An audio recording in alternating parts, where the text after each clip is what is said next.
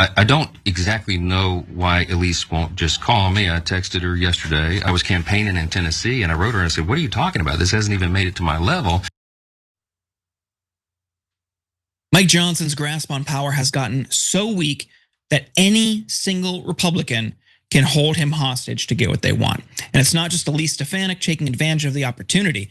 Before we get to the embarrassment factor after having to pull a vote yesterday, I want to touch on some of the fallout between the speaker and Stefanik because she's been railing against him.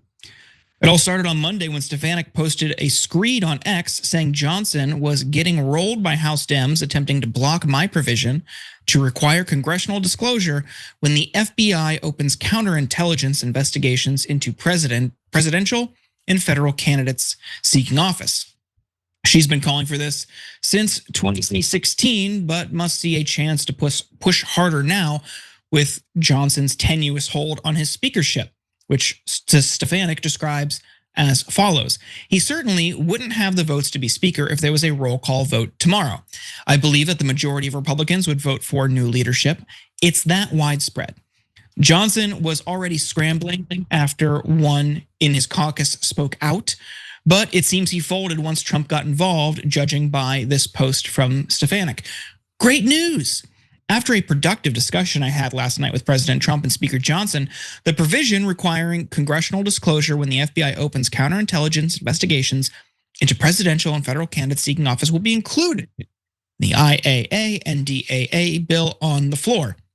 Mike Johnson might be the only person in Washington weaker than Trump right now, and it is going to be interesting to watch those NDAA discussions. Mitch McConnell has an op-ed in the Wall Street Journal this morning demanding even more funding for the military, but they always try to slip some stuff in. Let's go back to this feud between Stefanik and Johnson. And also, Brett, do you think there's a scenario where we see Johnson get McCarthy'd? Dude, Elise Stefanik wants to be Speaker of the House. She and she's a politician, she's not alone in this, but like she has changed very much since she was like just someone in the Bush administration. When she saw an opportunity that MAGA was the future of the party, she did like extreme makeover House edition so that she could look the part, walk the part, talk the part. She wants to be Speaker of the House and she wants her name in the news. This is one of those everyone in this story sucks farts stories. But like she's 100% angling to be the next Speaker of the House. If the Republicans end up maintaining their hold over Congress, she knows her power. She is trying to exert her power. I don't know if she still is, but she was like the fourth ranking member of the House in the House of Representatives. Like she's fourth. And she's not that old. And she's a very wise political operator, very savvy. That's my read on this entire thing. And Johnson's horrible. He's terrifying to look at. He like doesn't know anything. Everyone has their own like go-to. And whenever Johnson's asked about something horrible that Trump did, he's like, I just don't know, honestly. It hasn't even come to me. He did it just now with Elise Stefanik. And that you only do that so many times before people are like, well, why don't you know anything, Mike? And they just smell blood in the water. They're all circling. Everyone's trying to take him out. And Elise Stefanik wants to be someone who very early on, when it's safe, she wants to be the first one to criticize Mike Johnson so that when and if the Republicans do lose the majority in the election in the next year, she can be the one who was like, I told everybody he was leading us in the wrong direction. I'm the future. I don't know, what do you think?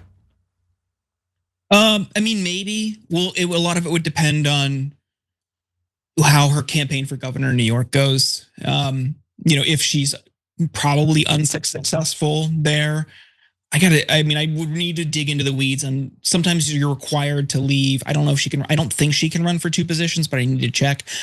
But you also don't have to be in Congress to be Speaker of the House. We have these discussions every time there's a new election. Anybody can be Speaker of the House. So maybe. But I think they see this as like a leverage point for them to do their own pet projects. But on this, yes, it's congressional and presidential notification for those types of campaigns, but it also seems like them looking out for themselves. It's another instance of them prioritizing or an insulating and protecting a two-tiered system in this country where the wealthy and the elite get treated one way and everyone else gets treated another. Oh yeah, if there's an inquiry into your campaign, you get to know. Well, then all of a sudden you would just cover your tracks. Like, how would that work if you're doing something improper? Then you would just move to a different communications channel or hide documents or whatever.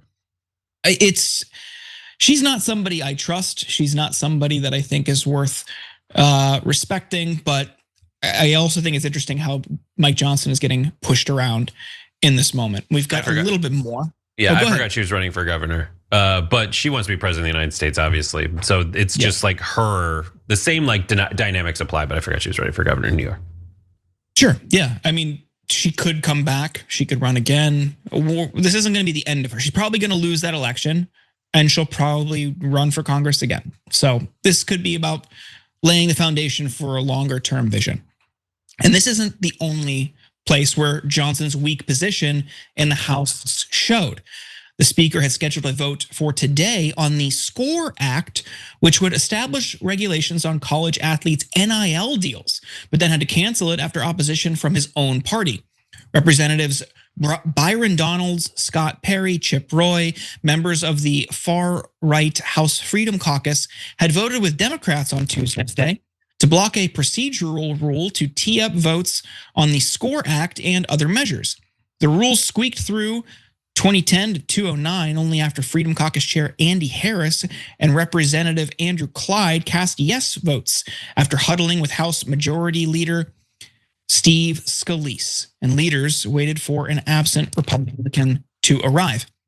Democrats had already stated that they were whipping against it over concerns that it benefited the NCAA at the expense of the players.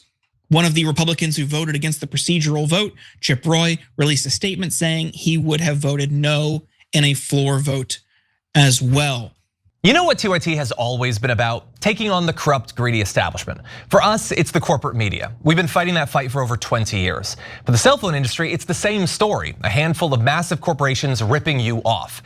That's why we're partnering with Noble Mobile. They're the only wireless company with the same mission as ours, to fight back.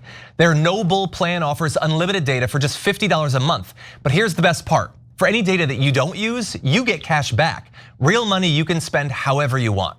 Stop letting your unused data pad the pockets of billionaires. With Noble, you take control over your data. And by switching to Noble, you're directly supporting TYT in our mission of bringing you honest, independent news. So give Noble a try and make the switch today. Scan the QR code on the screen now or visit go.tyt.com/plan. That's go.tyt.com/plan. Now, Brett, we love NIL deals around here. Was a big pro NIL deal only if it benefits my school. So what do you think? What do you think this kind of fractioning of this Freedom Caucus on this issue says about what their priorities are, or again, what it says about Johnson's leadership? Johnson's job is to know whether he's going to win a vote. That's his job, and if he can't win it, he's not supposed to call it. These things aren't supposed to, things like this aren't supposed to happen. You aren't supposed to see it if you're an effective Speaker of the House. You're not supposed to lose. You're not supposed to, if you think you're gonna lose, you don't play the game.